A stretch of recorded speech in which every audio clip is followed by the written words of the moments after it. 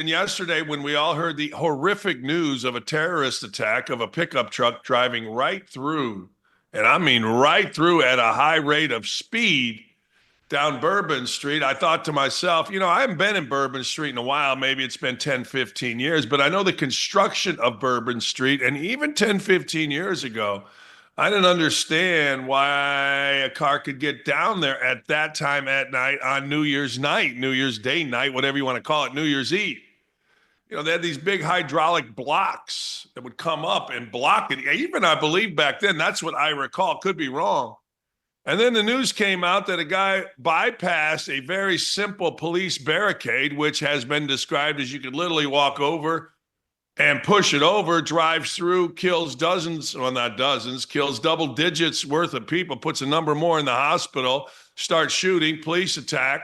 Next thing you know, he's dead. Others are involved, and we've got a full-blown terrorist attack with an ISIS flag flying. But somehow, some way, we don't want to describe it as that, and I wonder why. Why did I go back to the barricade? Because I've learned this. I've learned that barricade not being up isn't just a coincidence. I've learned that the difference between, I don't know, a conspiracy theory and the truth is about 6 months. And the problem that I have is I don't know who in the hell to believe. I don't know who in the hell to look at. I don't know who in the hell to say yes. I trust that Fox News is the closest, and it's the one that I watch. But I have learned that legacy media, particularly ABC, CBS, and NBC, are going to lie right to my face. And who the hell knows what's coming out of CNN, MSNBC. But I'm telling you, Fox, I'll go to, and I feel like I at least get it fairly straight. But, all of these other websites, like an ESPN, which is described as, quote, the worldwide leader in sports, they try to get involved. And it's what? What and why? I don't understand how you simply can't say this is a terrorist attack. Are you protecting a vegetable as a president? What are you doing? Are you trying to make us here in the United States, the citizenry, feel safe? You don't. We had another one in Queens last night. We've got them all over the place. This feels like an attack on our country. How about we describe it as such? Not in a panic mode. Now, look, before I get to this, I understand. You must confirm that somebody was actually driving a car, a truck in this case. But my God, once you found out what happened, shootout, man driving truck dead, it's pretty simple. The truck didn't kill anybody. The man driving the truck killed somebody. But I tie this to guns. Every time there is a shooting, it's the guns. It's not the person. So people don't want to say it's the truck, not the person. It's amazing to me. Media outlets like ESPN, the worldwide leader in sports, continue to suggest a self-driving car. That's what they're suggesting. A self-driving car is responsible for the New Orleans attack on New Year's Eve that killed 10 people, injured dozens more. A self-driving car, truck drives in. A truck hit. A truck came through Bourbon Street. No.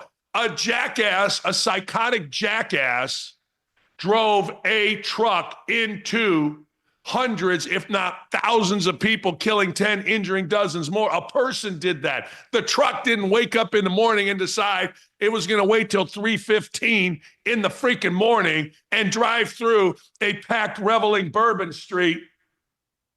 A truck didn't have a shotgun, a rifle, IEDs, and other things. A person did. Why can't we just say that? Why is that wrong to say that? I don't get it.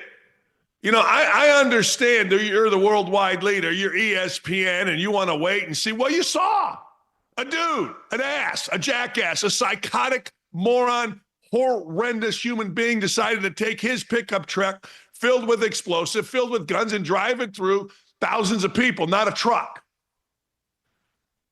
Jesus, it drives me nuts. A high-level local law enforcement source confirmed to Fox Digital News that police recovered an ISIS flag from the vehicle used in the Bourbon Street attack on New Year's Day. 15 dead, dozens injured as a pickup plows into a crowd in New Orleans.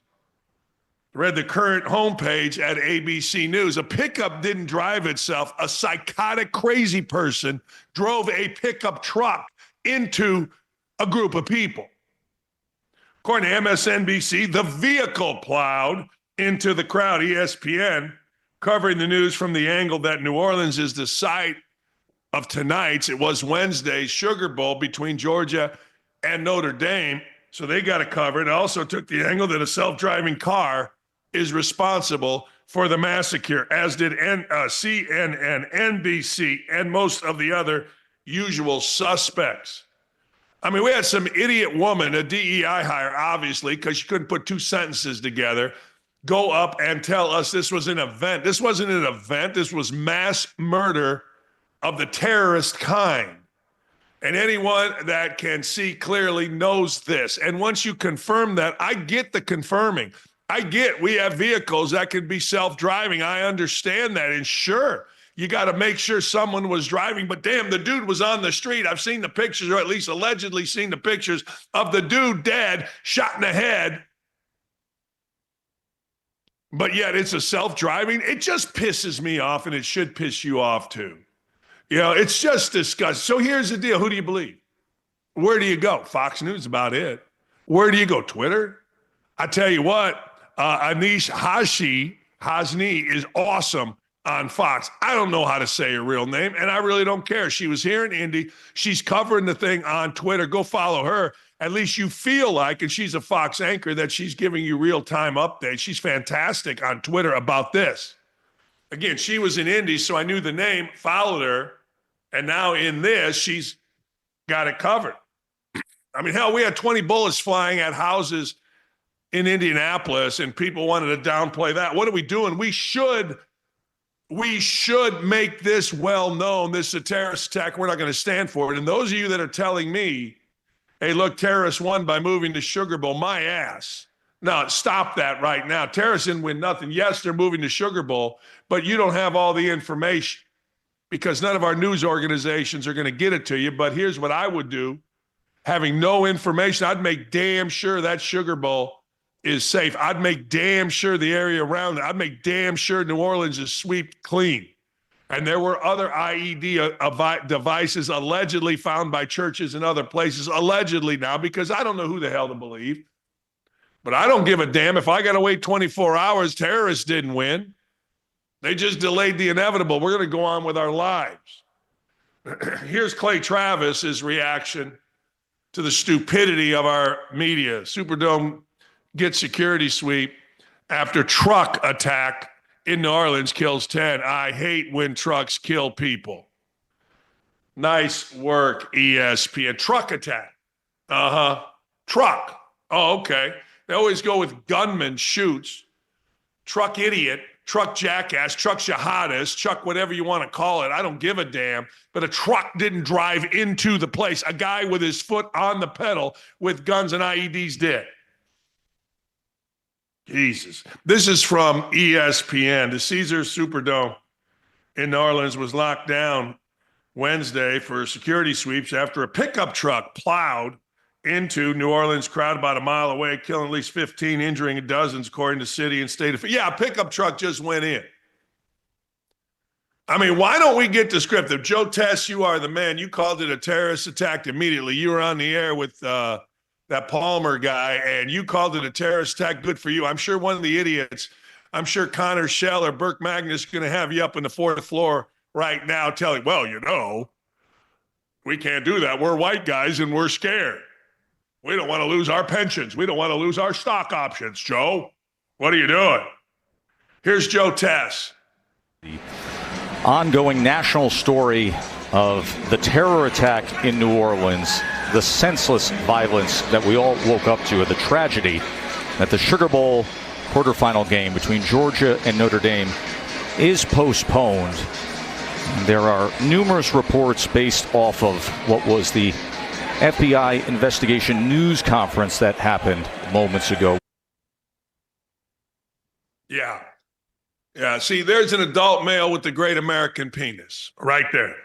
That I'm looking at it and I'm like, you know what? Finally, somebody said something that made some sense and reality. Burke Magnus, head of ESPN on site. Oh my, you can't do it. A memo must be sent. Joe Tess, well, we don't know it's a terrorist attack. They told you it's a terrorist attack. Except one DEI idiot from the FBI in New Orleans trying to lie to us, but every other organization told us it was a terrorist attack. The FBI, my ass. Here's other headlines in the legacy media. NBC News, 10 people killed by car Okay, NBC, driving into New Orleans crowd. It just drove in. Nah, it just drove in. If it was me, if it was a white dude, white supremacist drives into, you know what I mean? But you guys are so afraid of a jihadist. You're so afraid of some Muslim. You're so afraid of some criminal. You're so afraid of some, I don't know, the guy was in the United States Army, apparently. Why can't you say some guy in the United States Army that lost his freaking mind, drove into a crowd of people and killed a bunch? You can't do it. YouTube's NBC News, multiple dead on Bourbon Street after car drives into crowd. They couldn't even get the vehicle right, these idiots. And we're supposed to believe them, and you do. CNN witness tells CNN a vehicle slammed into a crowd in New Orleans. All right, I'll give you that one. I will. I'll give you that one. Why? Because it's a witness. They don't know whether somebody's in or not. They don't know whether somebody's in the car. Now, I'll give you that one. The Post live updates 10 killed, dozen injuries as as truck plows into crowd. Dan, what do you want him to say? Madman, crazy person, absolute jackass, driving a truck, drives into a car. That's what I want you to say. Okay, I know you got too many words. Figure it out. BBC, 10 people killed as vehicle plows through crowd. How about a jackass plows through crowd? Now, it's about high time we stood up. It is. It's about high time. Everybody stood up and said, look, ass, you know, you guys can't even get the vehicle right. You can't even get whether it's a truck or a car or whatever. Some jihadist, some Muslim, some guy who's been radicalized, some disgruntled United States apparently citizen, I guess, who was in the army, so I'm guessing he's a citizen, got pissed off for some whatever reason, doesn't like people, and started killing. That's what the hell happened. Did it intentionally? Did it plan? Did it with others as other homes have been raided? I don't know why this shit's so hard. But son of a bitch, who are you protecting? What are you protecting? How about the American people rise up and get tired of this crap? Who are you protecting? That's my question. Who are you protecting? Who? You protecting the murder? You protecting the murderer's group? You protecting the cell? What are you protecting? You protecting us from being scared? Look, hey, everybody in the world knows you could be at a big event and there's going to be a problem. You know, I was a little bit surprised. I guess not, but maybe that the Rose Bowl even went on. If I were running the Rose Bowl, if I were responsible for the Rose Bowl, I'd be like, yo, this thing happened at 3:15 in New Orleans. That is basically 12:15 in LA. I'd be sweeping my place. I would be paranoid as hell. But Jesus, aren't you tired? Seriously, aren't you just tired of it? Aren't you tired of being lied to? Aren't you tired of having things smooth over? Aren't you tired of just being bullshitted by people we're supposed to look to give us what actually happened, not their side of what happened? Speaking of side of what happened, Stephen A. Smith is mad. He's mad with Ryan Clark over his decision to delete his post that advocated for Lamar Jackson to win the MVP. How about this childish shit? How about when ESPN had adults in the room, whether it was Stuart Scott or Dan Patrick, even Oberman before he lost his absolute freaking mind? How about ESPN used to act like adults? Now it's all childish stuff. I'm mad at you because you deleted your post, and I didn't even look at this just because of this. I saw when I was going through the rundown, and I wanted to do this. I wanted to test myself. There's got to be a point where a black man is said in there. Not a journalist, not a guy in the media, not even an entertainer. I guarantee you in Stephen A's response, and again, I haven't looked, there's going to be, as a black man. All right, let's see. He's mad, advocating before going on a rambling rant about the about the perceptions and questions black quarterback have to deal with while transitioning to the NFL. They deal with nothing. They did, no question. Now they deal with nothing. Zero, zip. And these clowns, Smith and Clark, wouldn't have a job if, like a lot of different companies, including John Deere, Jack Daniels, Boeing, and a bunch of others, got rid of their DEI programs. These guys probably wouldn't have a job. Smith might. Clark would not. This is like childish, silly, schoolyard, bitch-ass drama every day with these idiots. ESPN wasn't always like this. ESPN used to have serious people at it. ESPN used to have fun, but serious people at it. They still do. They do. But my God, listen to this. Again, Black quarterback, blah, blah, blah. Okay. Again, I haven't read this. I'm going to read it to you verbatim. Where's the white dude? There you go. There you go. And if I'm wrong, I stand corrected, but I don't call a white dude coming in the NFL having played quarterback position in college and they were being dissuaded from entering as a quarterback because people were accusing them of not being able to play the position. I'll give you one, Tim Tebow. I'll give you one, you moron, Tim Tebow. Tim Tebow was a record-setting Heisman Trophy winning quarterback in the NFL, in college. And Tim Tebow came into the NFL, and people, when he was drafted in the first round, said, hold on a second, he needs to be a tight end. I'll give you one right now. There's the white dude. I'll give you another one. Way back, Terry Bradshaw was considered too dumb to play quarterback. Now, you may say, who's Terry Bradshaw, that old guy on Fox? Yes, that guy who won a bunch of Super Bowl rings. When he came out of Louisiana Tech, he was considered too stupid to play quarterback. I'm sure there's more, but those two have always stuck out for me. Well, that's only two. You asked for one. Where's the white dude? I gave you two. This is such childish garbage. And once ESPN opened up its doors to every moron and paid them handsomely, this is the stupidity you get. Having played quarterback position in college, they were being dissuaded from entering as a quarterback, Tim Tebow, because people were accusing them of not being able to play the position. Tim Tebow, white dude. Don't get us started on why they were saying that. White dude, Tim Tebow. Because usually when you have a question about a quarterback, it's about their ability to throw. White dude, Tim Tebow. Or it's about their ability to be a dual threat at the position. Yeah, I don't know what to tell you. Too stupid, Terry Bradshaw, rings. I mean, these guys just make stuff up. With black folks back in the day, yes, you're right, back in the day, albeit there was a question about intellect and the ability to comprehend, decipher an NFL defense, read through your progressions, make the right call, and make the right throw. No question about it. He's right. These are the things that were thrown in the questions about black quarterback. Yes, so anytime there was a black quarterback that was being questioned as to whether or not they should play the position, that was the first thing that came to people's mind. That's a level of skepticism that has been around the black quarterback until recently. Well, recently being about 30 years. I mean, honest to God, if they did not have this, if Stephen A. Smith and Ryan Clark, that's the they. Who's the they? Those two didn't have this. I'm not sure they could speak on anything. Smith could, but I'm not sure. Yes, back 100 years ago, black quarterbacks were no question. James Harris came around. He was great. Joe Gilliam came around. Terry Henready, Joe Gilliam, and Terry Bradshaw battled like hell for the starting position. In fact, I'll never forget the cover of Sports Illustrated, NFL's black quarterback, Joe Gilliam, back in the early 70s. So, yes, you're right. But that day, the early 70s is closer to frickin' World War I than it is now, son. But yet, you got to hang on to that. You got to hang on to that because you can't just absolutely go by and be the kind of journalist that everybody should be now, black or white, and that's simply state what's going on. And in the world we live in, give an opinion. You can't do it. Because if you did, people would realize how stupid you are. Like Stephen A. Smith acted like he was a basketball player in college. Jason Whitlock did a little digging, found out it was all a fraud. If they had to speak absolutely on athletics and sports and the mentality of sport, couldn't do it. I don't know why. There's a lot that can, black and white. The late Greg Gumbel certainly could. I mean, a lot of guys can, but these two can't. Or at least Smith probably can, because Smith will just yell and scream, and everybody in Building 4 will be too afraid of him. But Ryan Clark can't. No, it's amazing to me. It really is amazing to me. It's astounding to me that you're still having this conversation. People, when Bill Polian said, you know what, Lamar Jackson isn't a quarterback, he might be a wide receiver, people have hung on to that. That's one guy with one opinion.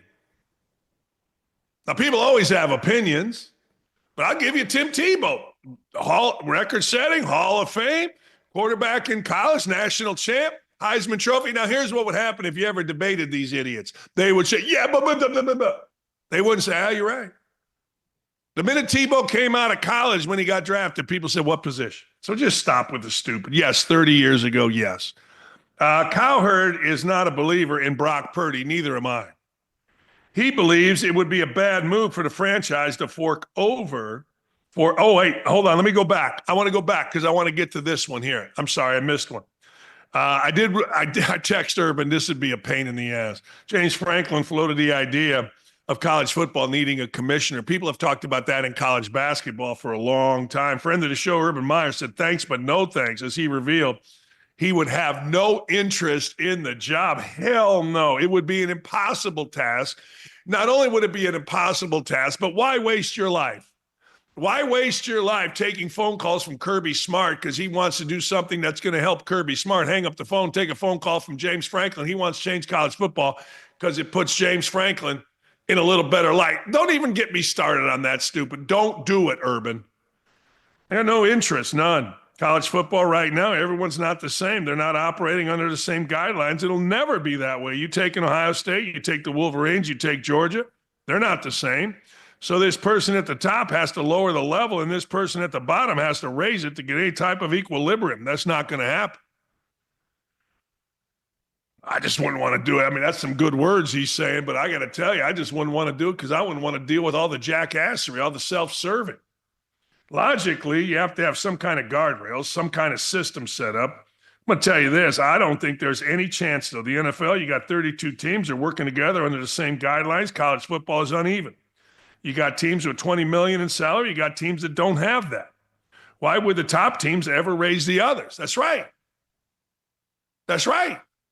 Now, we're going to see, because I'll tell you this, Arizona State, I don't know what their budget is, but they played the brakes off. We've seen Boise jump up in there. We've seen a school like SMU, and everybody talks about the death penalty. That was when I was in college. That was like the 80s. I mean, stop with the death penalty being SMU's problem. SMU's problem was SMU.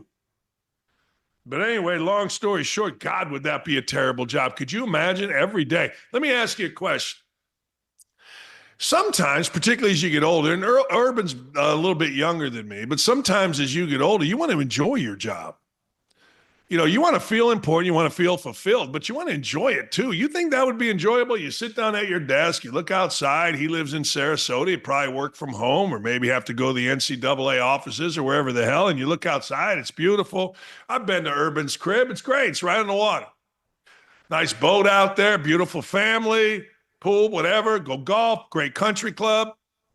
And you're sitting in here and you're taking calls from every college coach, from Bowling Green's guy to Georgia's guy, to Ohio State's guy. You're taking calls from agents. You're taking calls from everybody that wants to move college football in a direction that helps them. Are you insane? And then a Congress call, said you got to go up in front of them. Are you nuts? Oh, I got two words for you. Hell no. Now, if you wanted to commissioner college basketball, I'm your guy. Without question, I'm your guy. Like I had this weekend, I put something out about Calvin Sampson being a dirtbag, and he is. He's America's scummiest coach. Think whatever you'd like. He wins games great. I had Jason Whitlock come at me, and I'm like, yo, love you, Whitlock, but I ain't listening to you on college basketball. I'm not paying attention to anybody on college basketball. Nobody knows more about it than me. But being a commissioner sounds miserable, even though I live in a city where it's, well, cold. No chance. Oh, hell no. Cowherd doesn't believe in Brock Purdy. I watched Brock Purdy the other day, and I'm like, all right. He believes it'd be a bad move for the 49ers to fork over up to $50 million a year. You think? The 49ers have proved they can win with Garoppolo. They can win with Purdy. The only thing that stops them is when they invest in Christian McCaffrey, and you know he ain't playing half the time. He's Anthony Richardson, but a running back. My God, comparing the 49ers and Purdy's situation to that of the Cowboys and Dak Prescott, I'm not going to disagree with Cowherd here. Here he is. So let's talk about this whole thing about what you pay a quarterback, because we've seen with Dak, if you pay A+ money to a B+ quarterback, you can't have a legitimate roster. I mean, look at the Cowboys compared to the Eagles. How many guys would even start for the Cowboys on the Eagles, right? Because you've been paying Dak, overpaying him for years and years and years. And so this is a big topic. This stuff's really important. You can overpay a wide receiver. You know, you pay him 20, he's worth 15. You start overpaying a quarterback 58 and he's worth 33. One of the reasons Tampa's so good is because they're getting a deal on Baker Mayfield. They're paying him $33 million. I take Baker over Brock Purdy in a second. $33 million. They're getting a deal. It's okay for teams to occasionally get deals on quarterbacks too. Not everybody has to be overpaid. But a team that is underpaid, Tampa, with Baker, they've got a stacked roster. They got good dudes everywhere. D-line, wide receiver, tight end, two good running backs. Dallas overpays their quarterback, and they're stuck. So to me, there are three groups, three clubs for quarterbacks in terms of $50 million plus. Third club, which is if you ask for it, I'm hanging up the phone. Brock Purdy's in that one. Okay, it's nothing personal, but we're not getting to 50. And I'm getting to 50 a year early? What's the market? Go to the market. So, it's like negotiating for a new car. You can tell me that Civic is worth $100,000. Well, we got rust proofing, a sunroof, and the salesman can tell me, how about the sports package? Okay, I'll give you $51,000, not $100,000. I'm walking out of the dealership if you think that Civic is worth $100,000. I've been saying it the whole time. Just because your contract comes up doesn't mean I'm giving it to you, and I'm with you. Let's look at a couple of other things relative to what Cowherd just said. The retread quarterback. Now, look, I don't know. Maybe he's overstating to make his point. Tampa Bay seems like a good team. I don't know if they're loaded at every team, but they certainly have a quarterback as good as Brock Purdy quarterbacking them. They do. Geno Smith, again, same thing. I don't know that they're the greatest team, but I don't know that it's the quarterback's fault over there in Seattle. He's come off of basically the death pile, moved out to Seattle from, among other places, the Jets, resurrected his career. Don't even get me started about Sam Darnold. I mean, Sam Darnold has come out, and what's he done? I don't know. He was supposed to sit behind a guy that was supposed to be the guy, right? He was supposed to sit behind a hot new thing, J.J. McCaffrey. McCaffrey goes down, Darnold comes in. And then let me give you the other side of it. How about the rookies? How about if you put a good coach with a good quarterback, no matter whether he's a retread, no matter whether he's a high draft pick, or no matter, and he was a high draft pick, Bo Nix, high enough, but you put a good quarterback with a good coach that understands what the hell he's doing and understands how to use him, you don't need to pay a guy 50. Let me ask you a question. Maybe, just maybe, and don't go to jersey sales because jersey sales don't cover squat. They don't. Shut up with that. But really, what has Dak Prescott been worth? Dallas Cowboys games, I'm trying to, no, I'm not going to find it here, but I would. Dallas Cowboys games have been selling out since I was a kid. I mean, I'm going back to the 70s. I am. It's not like he put any more butts in the seats. It's not like they're on national TV any more than they were with Romo or Danny White or Roger Staubach or Troy Aikman, or you go through the whole list of Dallas Cowboys quarterbacks. You can't. Like, there's just too many. Drew Bledsoe, didn't matter who the quarterback was. They were selling out. So what did you actually get for your $50 million? You want me to tell you? Jared Goff's a retread. How's that going on in Detroit? He was booted out of there. And you know what? When Jared Goff left the Rams, it was celebrated. Why? Because Matthew Stafford came in. Guess what? Rams go to the Super Bowl and win the Super Bowl. And all of a sudden, it becomes one of those deals where, I don't know, Jared Goff was a flop and Stafford just had to get out of Detroit to win. Now look at Detroit and look at Jared Goff. That's a retread. There's a million ways to figure this out, but the key ingredient here that nobody, and I'm telling you, nobody has figured out is you got to match the coach and the scheme to the quarterback. Sean Payton is the same coach that he was when he had Russell Wilson, and Russell Wilson is a far more accomplished quarterback than Bo Nix. But how's the team doing? And why is the team doing it? Well, the team is doing it because the skills of Bo Nix match the coaching of Sean Payton. That's the most important thing. And I'm sitting here watching all of this nonsense about the Chicago Bears. Who should be the coach? Obviously, this Brown guy shouldn't, unless you're going straight DEI hire. But you better figure this very simple point out. Match your quarterback to your coach, period. Match the coach to the quarterback. I don't care what the semantics are. You get my point. It's amazing to me. You say, okay, we've never won with this guy, Dak Prescott, but we, because of timing, have to pay him $50 million. What? See, in Indianapolis, everybody figures it's the match of Steichen and Richardson. But Richardson's a child.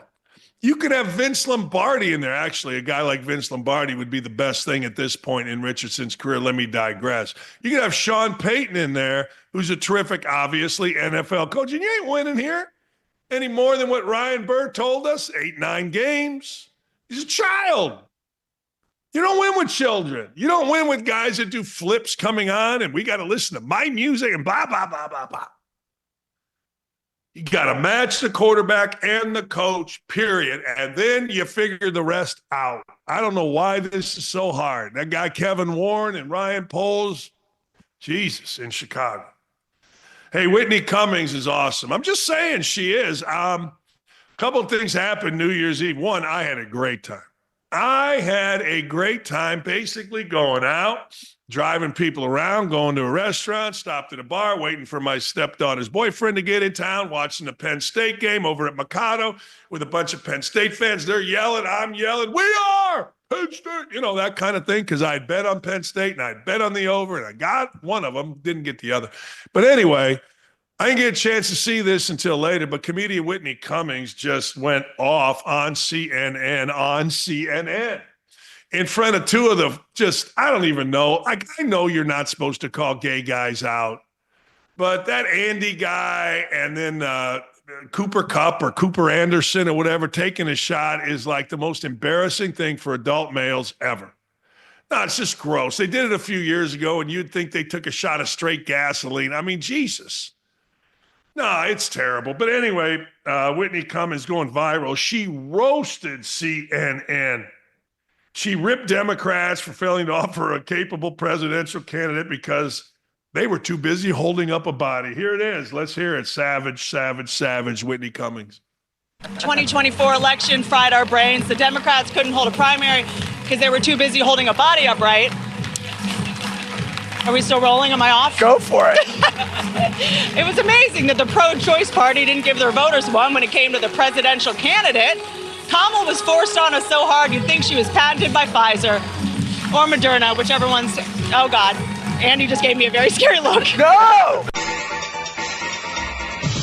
Hi, Andy. Hi, Cooper, or Copper, whatever the hell you name it. Take a shot. Yeah! It's unbelievable. Hey, I don't care who hosts the show, but I like the fact that she got after him right there. And what are they going to say? She actually said something about she's playing venues of 3,000 people, which is the size of the average audience on CNN. Oh, except for yours, Anderson Cooper or Cooper Anderson or whatever the hell your name is. If you get a chance, watch these two clowns try to take a shot and then imagine being an adult male with the great American penis and acting like that on national TV. But I guess that makes them cool in their community. College football recap. Texas beats Arizona State. Arizona State, I don't know. You got screwed. There was clear targeting by number 16. They didn't call it. It would have given them a first down, game over. Of course, there was no call. People at Arizona State are going to say it's a conspiracy theory because Texas is a national football brand. American football brand. Damn it, we're the Texas Longhorns. Gig 'em. No, wait, that's the other school. Horns, whatever. I don't know. But anyway, it wasn't called. Texas moves along. And here's the deal. If you're Arizona State, and if you watch the game, it's 4th and 13. You got basically the game in hand. I mean, if you said to me, what are the odds, 4th and 13 in overtime, down 7, you don't get this, game is over, you're going to score a touchdown, and you're going to be wide open for 10 yards, I'd have said 0. I'd have said Kenny Dillingham and his defensive staff at Arizona State are too good for that. And guess what? Ran right by the safety in the end zone. From me to that garbage can out there, and let me put it to you this way. There is a wall, there is a window, there are shrubs, there's a bunch of grass, there's 2 palm trees, and a sidewalk before I get to that garbage can out there. That's how wide open the dude was. And I'm watching as I'm into my second, I drank pina coladas yesterday with a floater. My wife and I were with all of our kids, and we're like, I don't care.